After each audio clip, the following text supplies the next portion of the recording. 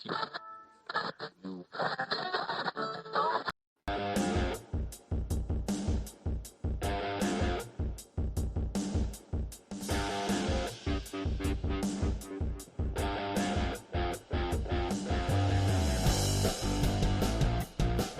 welcome back to the Catholic Convert Show. We are finally here. It's the middle of the week, Wednesday, May 29th, 2024. And aside from this handsome mug, you're looking at that handsome mug over there. How you doing, Ed? Doing great. Always doing great. You know that? Yeah, it's annoying how great of a mood you're always in. It's like, you know what? I want this guy to like stub his pinky toe on the coffee table before the show, just so he's just something. Isn't it better than the alternative though? I mean, it is, but I'm starting to think a lot of your happiness is pharmaceutically induced. High on life, Jeff. I'm just high on life. I think I remember that. Wasn't that something that Nancy Reagan put out during the whole "Just Say No"? They're like, "Just say no to drugs and get high on life," or something like that. Well, I took her advice. I'm old enough to have taken her advice. I mean, she did run the country for Reagan's second term, so He is actually the first president I voted for. nice. Makes me feel like a child. I mean, he was president when I was born, but yeah, he was president when I was born. So, oh, there you go. yeah, I was talking to someone just yesterday, and they said, in 6 years, the 80s are going to be 50 years ago. And I was like, no, they're not. They absolutely are not. Because up here, in my head and right here in my heart, the 80s will always be 20 years ago. The 80s have been 20 years ago since the 80s were 20 years ago. It's like the 90s, that was just 10 years ago. That's the way I look at it. It's weird how that works too, because you think, when I was a kid in the 70s, it was very popular to have these TV shows that were about the 50s, Happy Days, Laverne and Shirley, things like that. So they were shows that were talking about a period that was only 20 years earlier, and they seemed like they were forever ago. But if you think about what's 20 years ago now, it doesn't seem like anything would be different. The clothes, yeah, it's all bland. It kind of blends in. Yeah. There was no significant difference between like the 2000s, the 2010s, the 2020s, like there was between like the whole vibe of the 60s, the vibe of the 70s, the vibe of the 80s, and then the 90s. There seemed to be a visible and tangible change in the culture and the way people dress, the music. Now it's all just kind of run together and weird. It's strange. I used to tell my kids, it's like, my dad was born in 1928, my mom too, of course. But the way they were raised, the way they grew up, wasn't a heck of a lot different than the way I grew up, other than the fact that they had no TVs in their house. They had radio.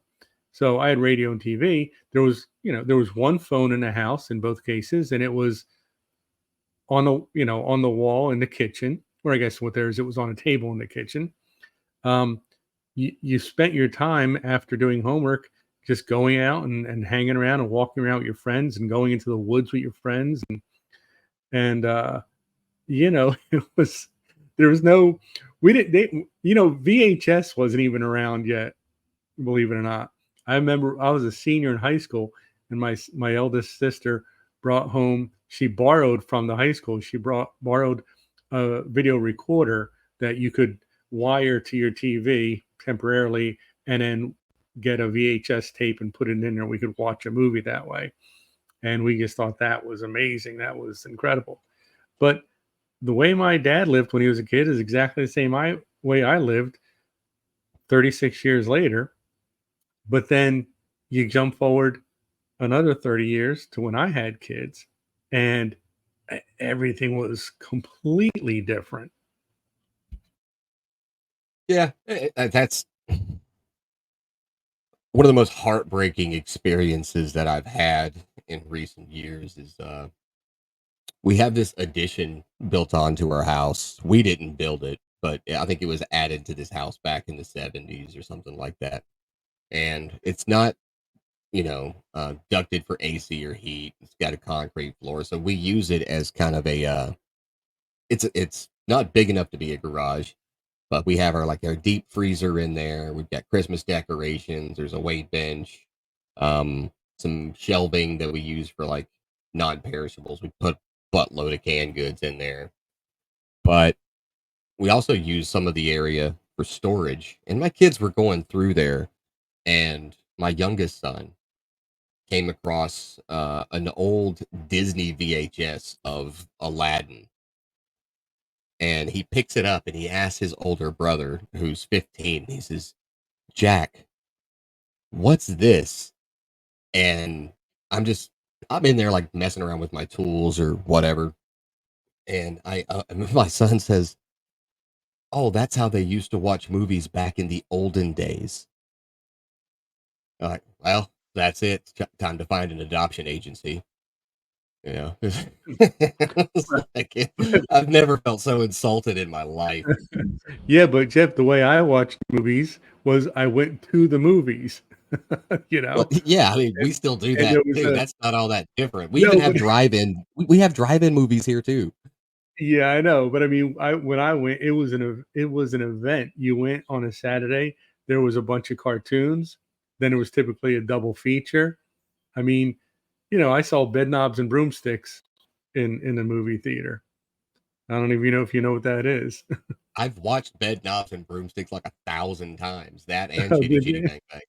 And Yeah, Shitty Shitty Banger, but I saw them in the theater when I was a kid. So I'm surprised you're not telling me like I saw The Wizard of Oz in theaters, first ever in Technicolor. no, I saw Edison's The Great Train Robbery in the theaters. uh, but no, like I'm like I've never felt more insulted in my life. Well, this way they watched the movies in the olden days. But I do try not to be really comparative between the way my kids have grown up, are growing up, and the way that I grew up, because I don't want to be that one. It's like telling his kids, "Well, back in my day, we walked to school 5 miles in the snow, uphill both ways." Because that that statement never really made sense to me. I'm like, "Would you take different routes? Why couldn't you just go back the way you came?" It doesn't make sense. But yeah, I just don't want to be that guy back in my day. I'm Of course. reserving the old curmudgeon phase for at least 40 years from now, right? Oh boy. Back in my day, we had, high speed internet. We didn't have any of this, whatever's going to be there in 40 years. But no, and what I've always noticed is that ever since I was a kid, I've always connected, and this is, I guess, seemingly ironic that you're the co-host on this show, but I've always connected better with people that were older than me than most people my age. And I don't know if that's because I grew up quick. Like I joined the army and the infantry at age 17, right? And 18, I'm having kids with my wife.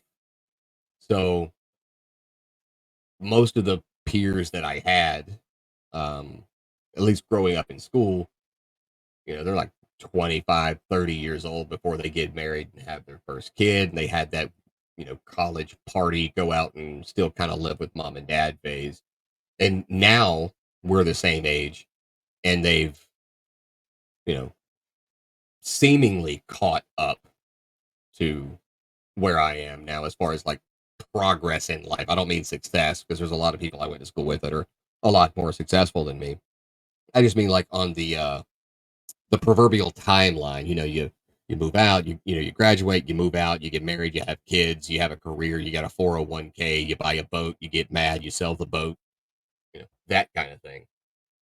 But I've always been able to connect with people that were, at least a half a generation or more ahead of me. And so last night, I met with Father Longadecker for drinks at this brewery in Greenville, South Carolina. And it was probably not the best choice of venues to meet. He had never been there. I'd never been there, but it's not far from where either of us live. And we go in there and we're just there to talk about writing because he's a very prolific writer. He's published over like 20 odd books, just released a autobiography slash conversion story, which I'm looking forward to getting my hands on that. But, sitting there talking with him, I didn't feel like I was talking to a priest either. And I thought it was kind of weird because for the most of the time, whenever I interact with priests, deacons, and I do this a lot. Last Sunday before last, I was at my at the rectory having dinner with my parish priest. Um, there's for the most part, there's always this kind of a sense of reverence and reservation, where it's like I got to be on my best behavior, in front of the priest. It almost kind of takes you back to childhood a little bit. Oh, the adults are here, behave, kind of thing. But talking with him last night, it did reaffirm some of the things that I was, been able to discover over the last year, having joined the church, is that, contrary to what people who are not Catholic might believe, priests are also just regular people, you know. No, he's not. Father Lagerdecker wasn't out there like dropping F bombs and getting plastered. He had one beer. I had some scotch. Funny story about the scotch. But just casual conversation, talking about, writing and upcoming projects, things like that. And so he's such an interesting guy. I did ask him and he agreed. So he'll end up being a guest. I know a lot of you guys who watch and listen to this show would absolutely love to see him on the show. And he's agreed. We're going to be meeting up again soon to discuss some possible projects. And who knows, he might end up coming on more than once just to talk about some of the various things he's doing. But one of the things that he's doing is this fall, he's opening up Rosary College. Now, it's going to be borrowing the campus of another school, but it's going to offer a 2-year degree in humanities, but most of that is just based around theology, classical literature, Christian authors. So you're looking at Lewis, Eliot, Tolkien, Chesterton, um, and it's got me kind of thinking I might want to go back to school to receive at least a partial classical education because there's absolutely nothing classical about the education I got in rural South Carolina. Um, I mean, I don't even know if I'd get accepted, honestly. I was not very smart, barely graduated. Even though most people think I've got like multiple degrees. I'm like, no, no, I'm just too stubborn to lose. I just keep going and like I lose, I fail, and I just strut around like I won and convince other people that I did. But I was gonna ask you, because I can't remember if you told me or not. Did you send your kids to a Catholic school? Like I don't mean just like college, but I mean regular school and then later on college. Yeah. They both went to Catholic elementary school and Catholic high school. And then my son actually did go to a Catholic university as well. Um, so, and actually, and it's kind of a tradition sort of thing. I mean, I went to Catholic elementary and high school, and actually, and I spent a year at a Catholic university as well. Yeah, you know, where I lived growing up, I didn't even know that Catholic churches were a thing. I was never exposed to it, right? I grew up in the epicenter of a very super duper Baptist uh, community, and it was even kind of to the point where like, oh, those Wesleyans, all those Lutherans, all those Methodists and Presbyterians, they're different than us. And I'm like, okay. Had no idea what, any of it else was. But now where I live now, I live like 45 minutes away from where I grew up after spending a decade living in the Southwest, Texas, New Mexico, all that other. But now I'm noticing like several different Catholic schools, and I really wanted to send my kids to a Catholic school, even though we were already, uh, homeschooling, because we started homeschooling when COVID came around. Public school is hot, rancid garbage as it is now, anyway. Um, but when COVID hit and they went to that whole remote thing, my wife and I just said, you know what? With the remote schooling, when the schools assigning laptops and all this other stuff, we were able to get all their work done in like 3 hours. I'm like, so why are we sending them to school for 8? Waste of time. Plus, my kids were so far ranged out in ages. It's like, oh, I have like one at the elementary school, one at the intermediate school, one at the junior high, one at the middle school, one at the junior high, one at the high school, and then I gotta like travel to all these different schools to either pick them up or go to all these different programs and events, and two kids get sick at two different schools and none of the schools are like in a straight line, so I'm hopping all over town. It was just a hassle. So we took them out, put them in homeschool. But then when we joined our parish, and we learned that we have a private Catholic school, if it weren't for the fact that my parish is like a 35-40 minute drive from my house, I would absolutely put them in Catholic school. You know, one of the biggest gripes people always have about, homeschool kids is, oh, they're going to be little weirdos. They're going to be isolated, not know how to talk to other people. I mean, that's absolutely not true, but it's just a stereotypical thing. But the only reason that I would want them to go to Catholic school is one, I know all the people that are the catechists and the teachers there. They all go to my parish. Their kids know me. They know my kids. We're like what we talked about yesterday. We're a family at my parish, pretty much.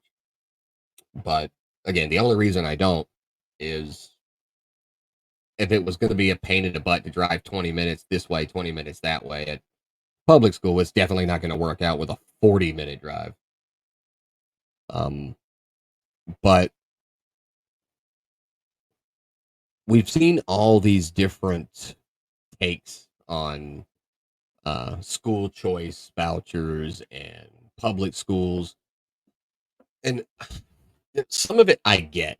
If it's the same kind of argument that I've made myself when it comes to the Catholic Church. Let's say there's another scandal in the Catholic Church. With the abuse scandal that took place, not that long ago, we had a lot of people leave the church. And then when I converted and became Catholic and came to the church, I had a lot of people turn around and tell me, you why would you join that church? And I can't understand why people would stay in that church. But it's simple. I mean, if all of the good Catholics leave the Catholic Church, the only thing that's left would be the evil ones that we need to remove from the church. We need to out them. We need to, extricate and exile them from the church. It's the same thing. Someone comes into your house and starts committing evil acts. You don't just run out the door and abandon the house. You get the evil guy out of your house. And so I get it when it comes to the public school thing. Well, the less, the fewer people that are putting their kids in public schools, the less donations and fundraising opportunities that will take, help the schools do this. And it's going to be a strain on the taxes and all that other. But listen, sometimes a system is so corrupt and so far beyond redemption, that you need to let it crumble on itself so you can rebuild from the rubble. I mean, I don't know. I mean, obviously, you've seen all the news stories, all of the, posts on Twitter and people's anecdotal experiences about just the weird crap going on in high schools, uh, public school in general. But I don't, maybe it's because I was immersed in it, but I don't remember schools being that jacked up when I was coming up. So I know you said it was tradition, but was the fear or no, I won't say fear, concern of the kind of education or people that, I'll say people, influences uh, that they would have gotten in public school? Did that drive your decision to send them to Catholic school, or was it just the tradition thing? And things have changed drastically even in the few short years since my kids have been out of school. For us, it was more of a decision of wanting our kids to have a Catholic education. Because, yeah, I mean, at home, we, grace before every meal, family prayer, things like that, church on Sunday. But I guess at the time, I probably didn't feel qualified to educate them in the, uh, the history and the theology of the church. Although, then you realize that they're not really getting a lot of that in the Catholic school system anyway, at least around here. Um, but but there was another aspect to it, and this is an aspect that's much more important today. There that there's a lot of folks that send their kids to Catholic school in my area because they're afraid of what might happen to them in the public school system with the violence and things like that. Not to mention that there's all sorts of other political ideologies and stuff that will be discussed that you may or may not want your kids to be involved with.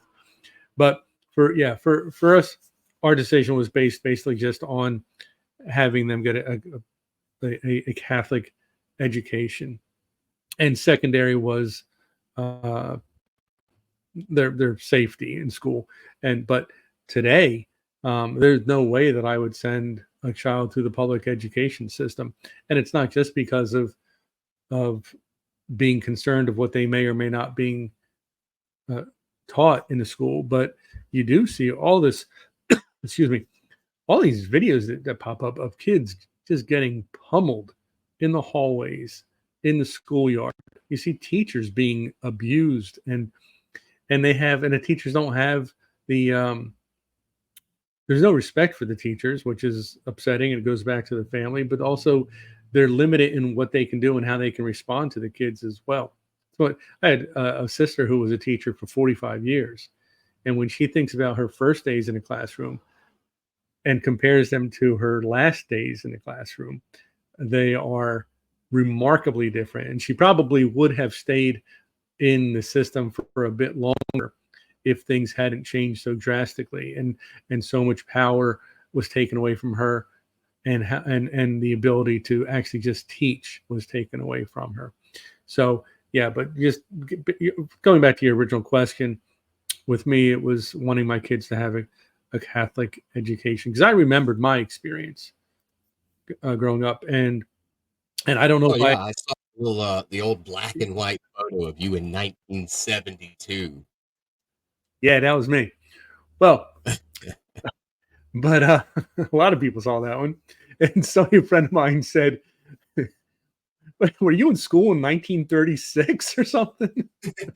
Because it honestly, that No, no, black no, they and just had white a photo low does look budget and couldn't afford the color film. That's all it was. ex- exactly. Yeah, that's all it was because it did look a lot older than it was. And of course, we had the Sisters of Saint Basil the Great back then, and they wore the full habit and everything, so it did look older than it was. But yeah, my experience back then was great, and I didn't have to worry about what was going to happen to me in the gym locker room or in the hallways or things like that.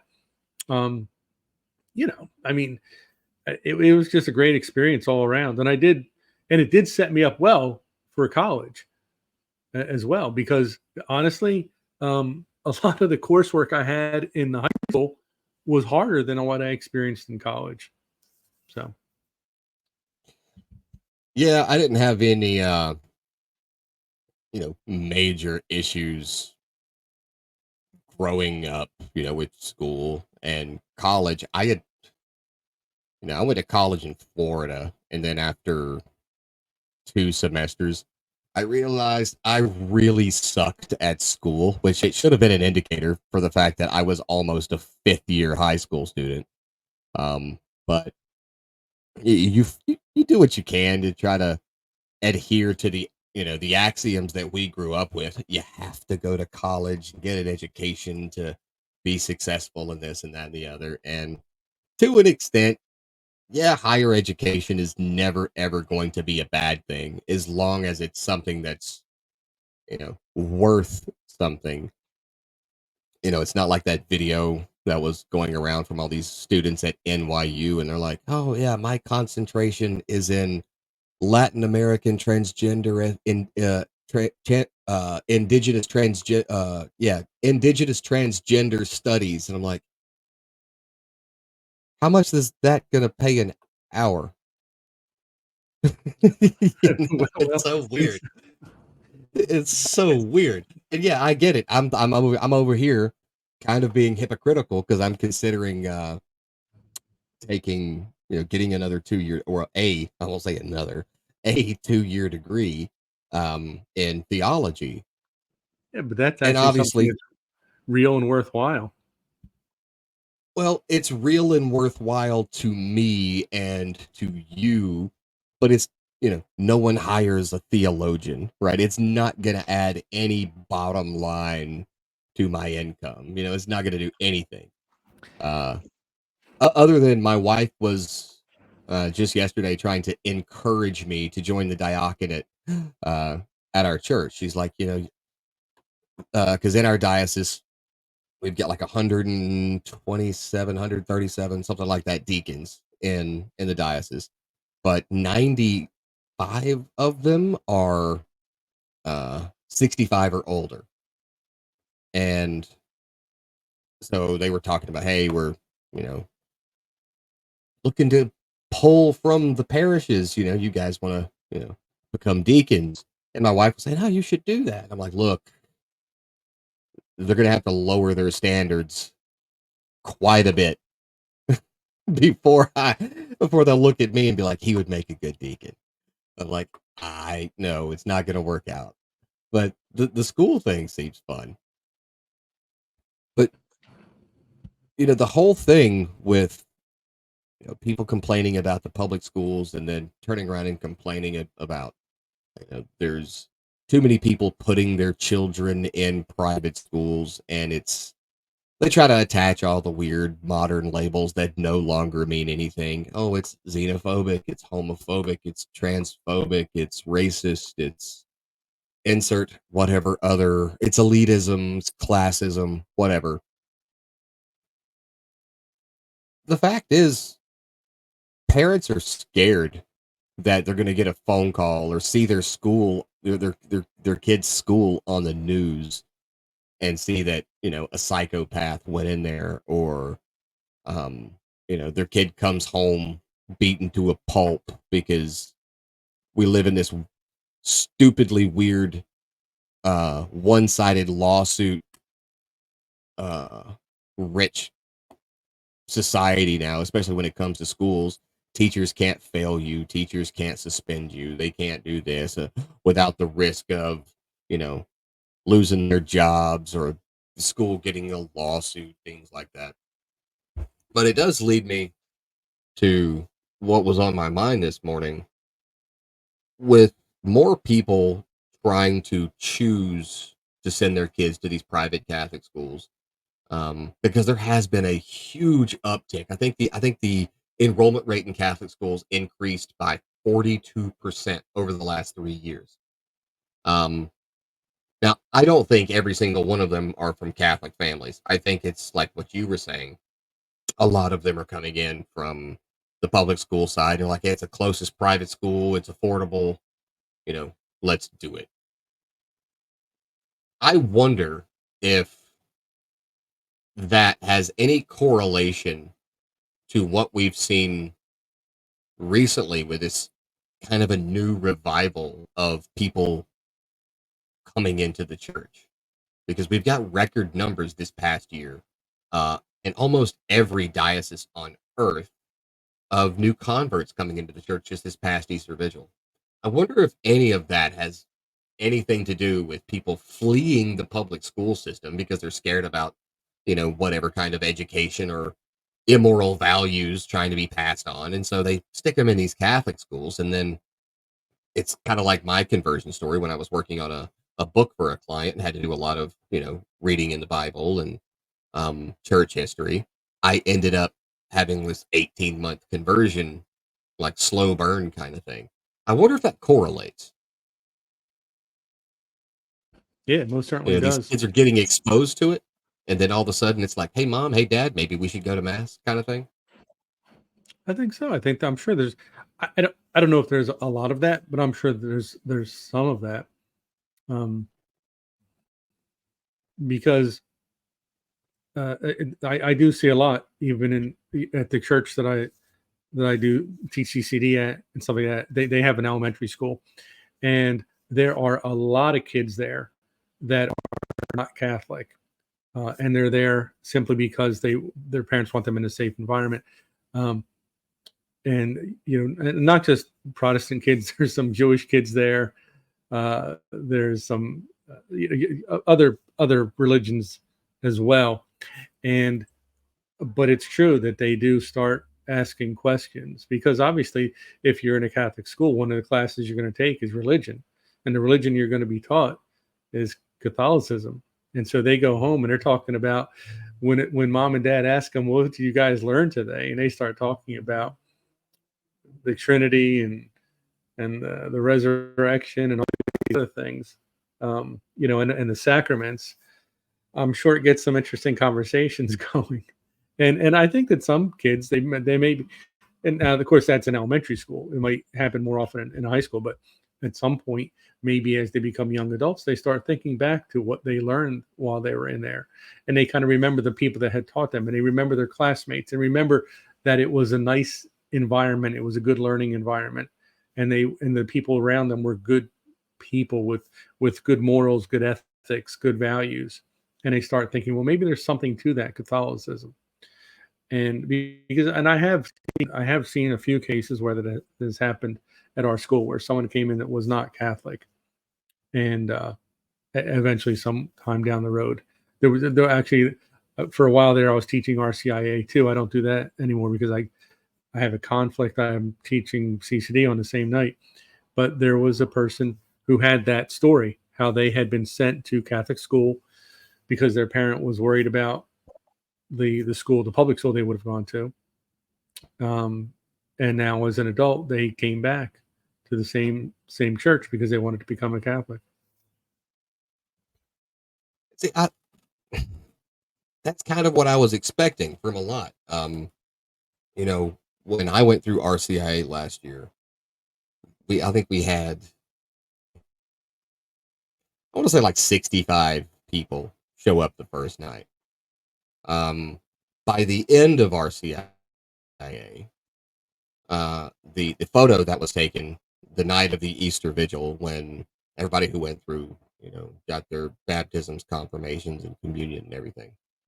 It was probably 30 people up there, but that wasn't because we had that many people drop out, but we had plenty of people come in to do RCIA again, even though they were already confirmed Catholics. They just wanted a refresher, kind of a, hey, let me brush up on my theology a little kind of thing.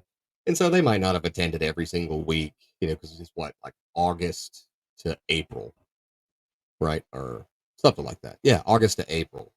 So every single week is going to be a bit of a stretch for a lot of people, right before Holy Week. But a lot of them, kept coming. But what I did notice is that there was two kids that came in. When I say kids, they were probably like 16 and 17. They were brothers. They were there for the first 3, 4 nights, so 3, 4 weeks by themselves. And then their dad came. And then their mom came. And then it was their dad and their mom. And then it was their dad, mom, and grandma.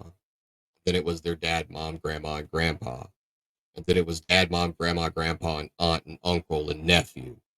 And the entire family ended up converting because they just started with these kids having interest. And it turns out that those two kids went to the Catholic high school down the road that's not connected to our church because our church school only goes K through 8. But they started asking questions and wanted to go to RCIA. And it was like this really cool to see bleeding effect as it was like, okay, the two brothers are going, they're a year apart in the school. And then, hey, dad, come with us. And then, mom, you come with us. Both of you come. Grandma, grandpa, aunt, uncle, nephew, cousins, whatever. They all come. And the whole family ended up converting over from, if I'm not mistaken, I believe they were Presbyterians. And so that's why I was asking, when we start seeing, no matter how much society seems to be trying to push against any kind of religious education, with it falling into depravity, parents concerned for their kids' safety are putting them into religious institutions as far as like Catholic schools and things like that. It's driving them into the arms of the church. They hate the church. They hate everything about the church. They hate what the church stands for, but they're pushing families and their kids right into the church's arm because they just cannot stop falling into that pit. Well, yeah, and that's the thing, is that and I remind people of this all the time, that we're born with a knowledge of God and a desire to get to know Him better and to love and to serve Him. So many times throughout life, so many people try to suppress that urge and suppress that what's naturally occurring within us regarding God. And so if you send your kid to a Catholic school just because you want them to have a quality education or because you want them to be safe or whatever, when they hear those words from the teacher about our faith, it's going to trigger something within them if they're paying attention. And it may not happen immediately. It might happen somewhere down the road, but at some point, they're going to want to continue. They're going to want to know more about what Miss Smith was teaching them in seventh grade religion class or whatever. I mean, I think it's inevitable. Either that or they just go back to suppressing those feelings again. So I think that's a big problem in our society. I think that so many people are desperately trying to suppress that inner knowledge of God and that inner desire to know God better, because it's innate. It's within us, and so we try to kind of drown it out by getting involved in a lot of other wild stuff. And but sometimes the Holy Spirit gets within you, and he overcomes all that other nonsense that you're getting involved in, and you get to a point where you can't fight it anymore and you want to know more. It's kind of like, you hear the conversion stories of people who, if anything, they wanted to prove how ridiculous Catholicism is and how wrong it is on its theology and things like that. So they go and they start studying, and the deeper they get into it, they're like, I found something else that supports Catholicism. I gotta find that silver bullet that's going to blow this whole thing up, and they never do. And then the next thing you know, you've got a Scott Hahn or a Jeff Cavins or Tim Staples or whoever that's now become a Catholic, because the harder they fought against it, the more the Holy Spirit got within them and pushed them in the other direction. So yeah, so you got to be careful if you're sending your kids to a Catholic school just because you want them to be safe or get a good education. Something else might happen. There's actually, at the elementary school I was talking about 200 yards away is a Seventh-day Adventist church. And there was a family who had sent their kids to the elementary school, to Catholic church, just so that they would have a good quality education. And I was actually in the rectory one day when one of the parents came in to talk to our parish priest about becoming Catholic. So something that was going on, something in the classroom, something that they brought home, mom and dad, regarding what they were learning, really got their interest piqued. so much to the point. And going from Seventh Day Adventist to Catholic, that's a major leap. Yeah, So that's a big step. I think I've only known one family that was Seventh Day Adventist. No, yeah, two. I have some old friends that I haven't probably seen in 20 odd years. I remember them being Seventh Day Adventist, and there was like one guy that I knew in the army who was Seventh Day Adventist. But yeah, it's a huge difference coming from that to Catholicism. But you were talking about the more they try to suppress it and push against mhm. push against Catholicism. It's like that Streisand effect. You know, if you tell someone don't look down, what are they gonna do? They look They're gonna down. look down. Don't press the Yeah, red button. They press the red they're button. pressing it. And so I kind of encourage when I see um, all these, whether they're just purely anti-religious, you know, completely, or just anti-Catholic Protestants or whatever. And I'm not going to single all Protestants out. There's tons of good Protestants out there that are like, "Cool, you're Catholic. Well, I'm this," and then they don't argue theology because they just respect people because they're normal humans lacking in severe mental illness, right? With that incessant need to fight people.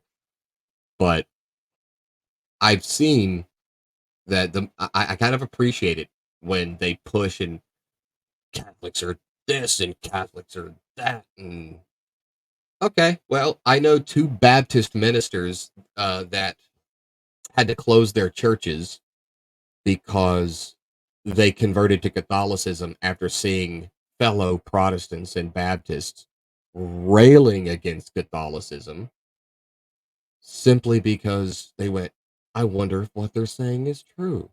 And then they did exactly what you just said. They went looking for the truth to try to validate the accusations and claims made against Catholicism. And then the more they went deeper into the history of the church and theology, they kept finding things that backed Catholicism up more and more. And then they're like, oh, well, listen, all you wonderful people out here in these pews.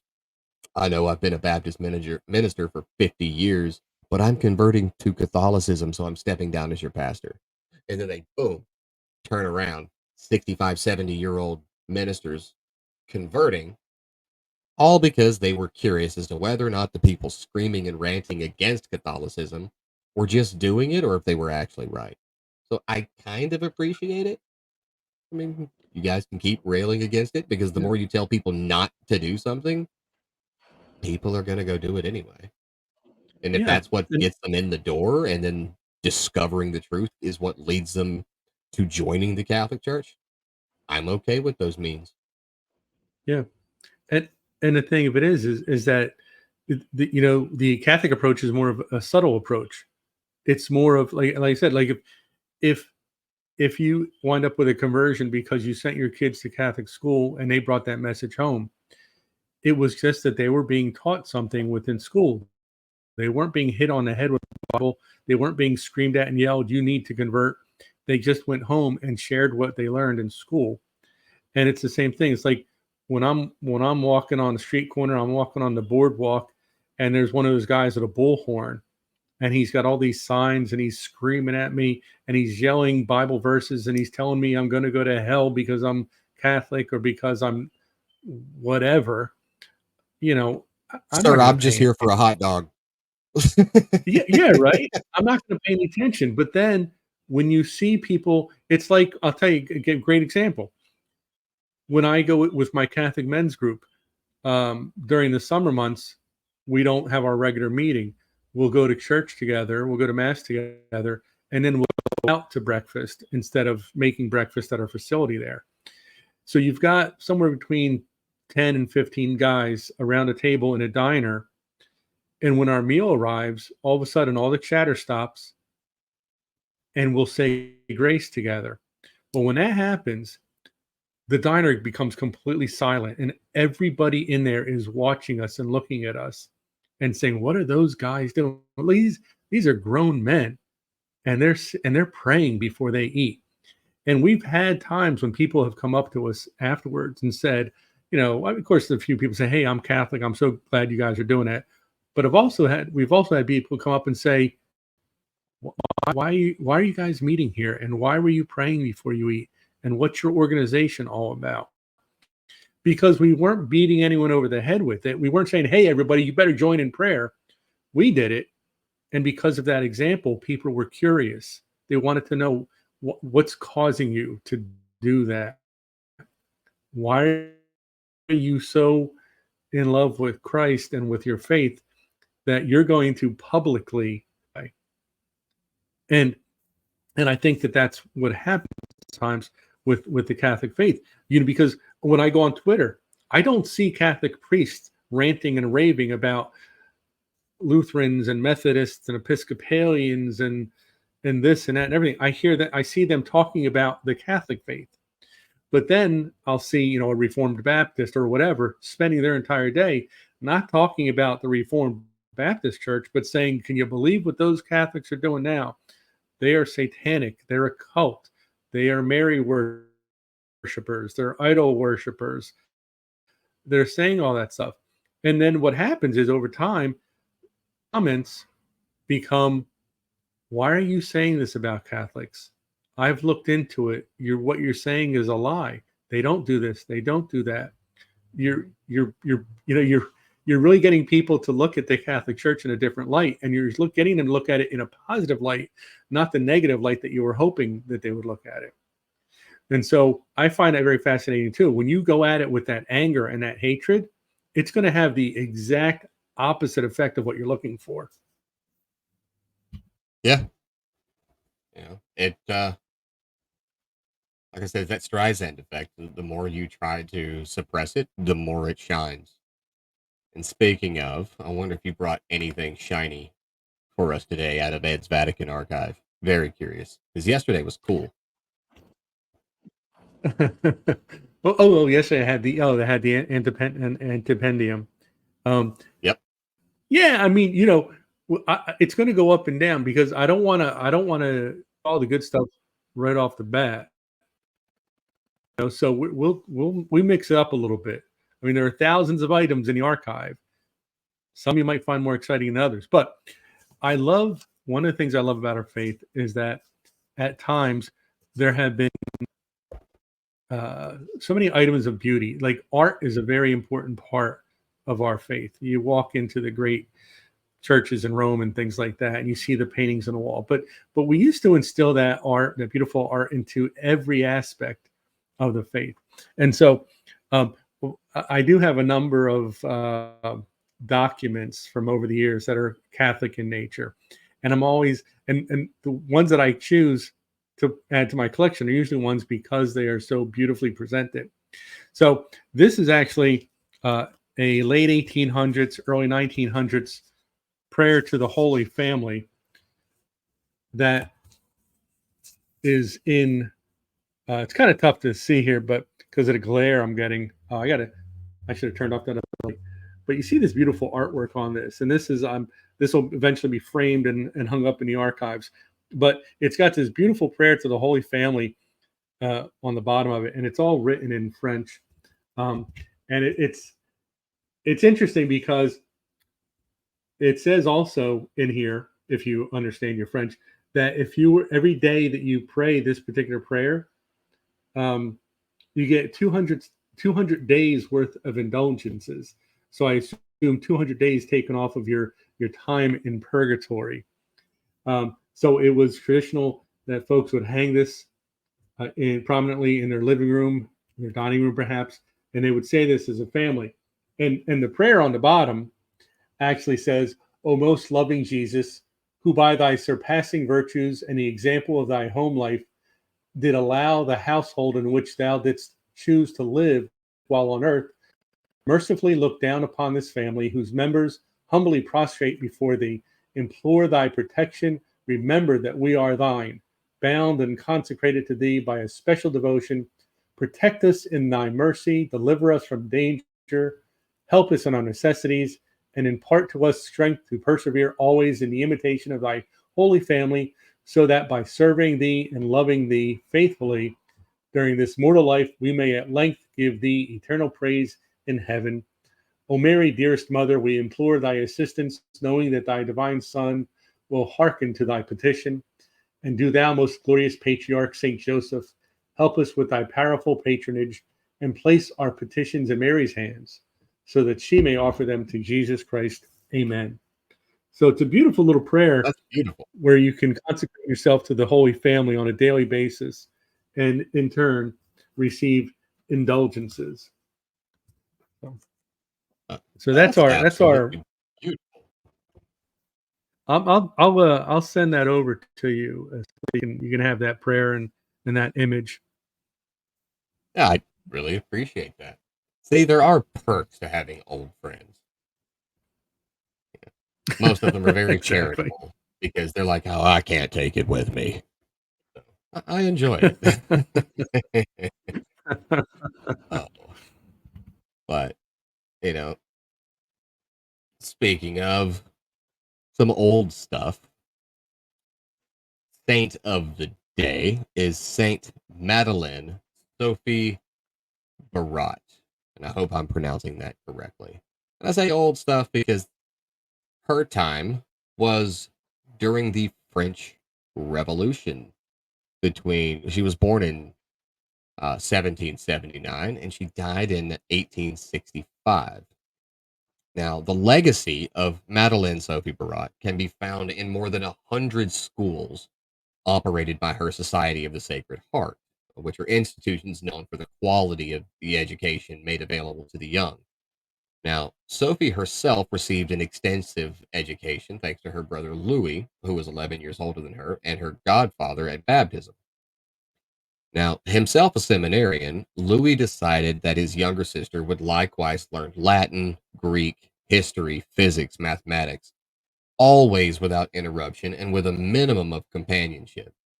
By age 15, she had received a thorough exposure to the Bible, the teachings of the fathers of the church, and theology. And despite the oppressive regime that Louis opposed, young Sophie thrived and developed a genuine love of learning.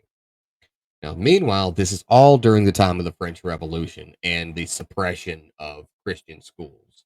Now, most people don't realize this, but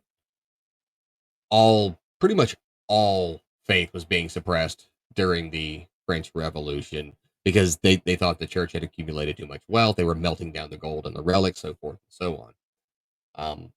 But the education of the young, and particularly that of young girls, was in a pretty troubled state.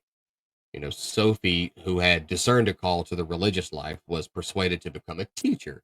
And that's there she founded the Society of the Sacred Heart, which is focused on the schools for the poor as well as boarding schools for young women of, actual means and wealth.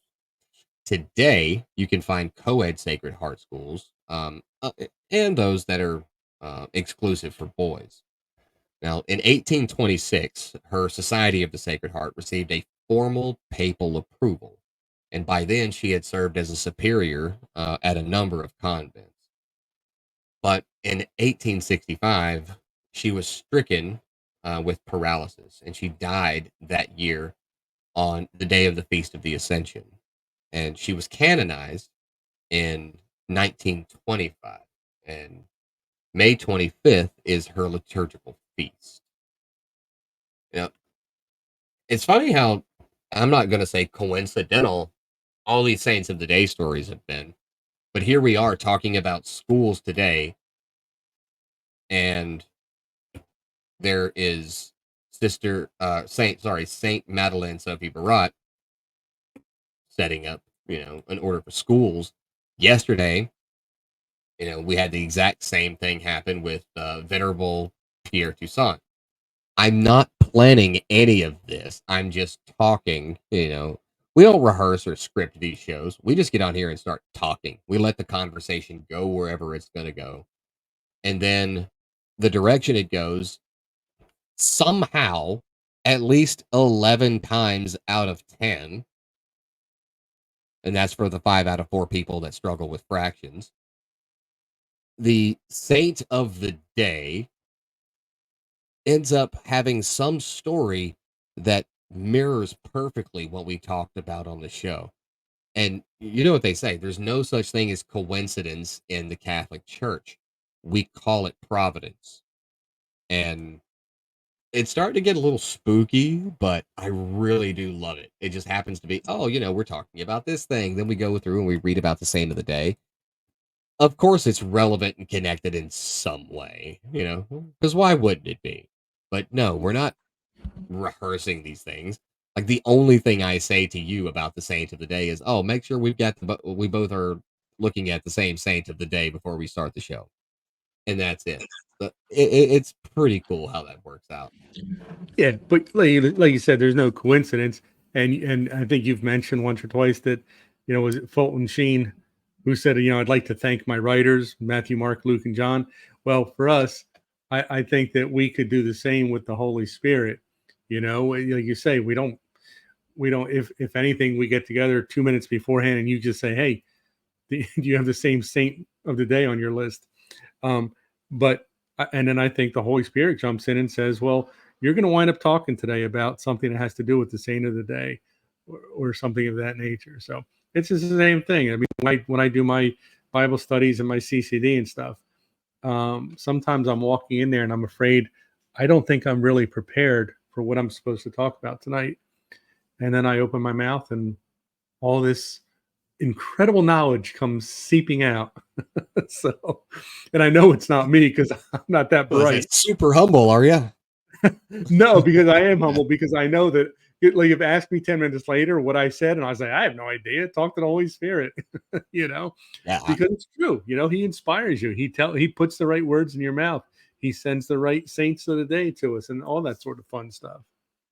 Part of the beauty of being yeah, Catholic, right? yeah. Part of the beauty of being Catholic, and it's still cool. Like people be like, "Oh, it's coincidence." Well, you don't have a coincidence every single day, and we don't plan these shows. The only time we plan a show is like, oh, well, there's a guest coming on. We've only done that once, but we will have another one on Friday. That one's gonna be cool. But no, we don't plan these things. And honestly, I don't ever plan any questions I have for guests on any of the podcasts that I've ran or been on or co-hosted, whatever. I never plan any of it. I like the way organic interaction and development feels.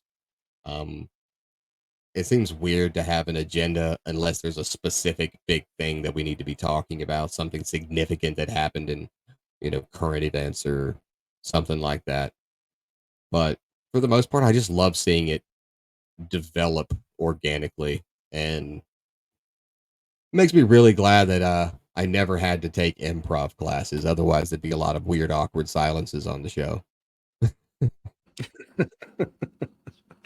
The only time we have those is when my audio freezes up. Yeah, yeah, yeah. But that's because Jersey's got a whole different standard of Wi-Fi. The squirrel sometimes slows down on his treadmill there, and I have all sorts of Yeah, problems. yeah, So, something like that. like that. But we are going to wrap it up. We're at the end of the hour. Going to remind everyone to download Holy Habits in the App Store or Google Play. If you're looking for a great Catholic app that's a habit tracker, help you develop those holy habits, because sanctity is for everyone. It's free to download. No, they don't pay me for this. And it's going to be very awkward when we end up with Mark Wahlberg on the show, which, by the way, is a real possibility that we're pursuing right now, since he runs is like the big spokesman for Hallow. Um, our competitor. I say our competitor, whatever. But no, you guys should check it out. Look forward to a really cool rock legend coming onto the show on Friday. But until then, you can check out some of Vince Martell's killer guitar skills. Just look up his the legendary band Vanilla Fudge. Uh, but until then, me and Ed are getting out of here, and we will see you guys tomorrow. Have a good one, everybody.